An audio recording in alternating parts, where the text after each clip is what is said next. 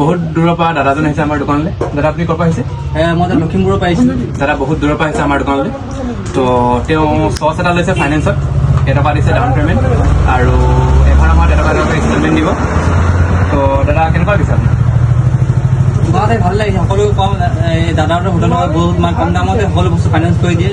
তো চবেই আপোনালোকে এবাৰ বস্তু লৈ কিবা ট্ৰাই কৰি চাব। দাদাহঁতে বহুত কম দামতে মানে ফাইনেন্স কৰি দিয়ে। আপুনি কিবা গিফ্ট পালে নাই? নাই পোৱা নাই, মই গিফ্ট পোৱা নাই। অঁ ভাইটি গিফ্ট লৈ আহা।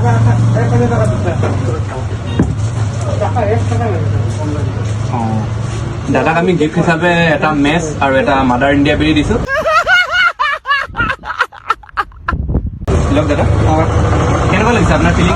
বহুত মজা লাগিছে, ক'বলৈ নাই, বহুত ভাল লাগিছে। আপুনি এতিয়া অডিয়েঞ্চক আহিবলৈ ক'ব নে নাহিবলৈ ক'ব? মই এতিয়া চব নিজক এবাৰ আমাৰ দাদাৰ হোটেলত আহি পেলাই মানে চাব মানে তাত কম দামতে সকলো বস্তু মই ফাইনেন্স কৰি দিয়ে মানে। ধন্যবাদ।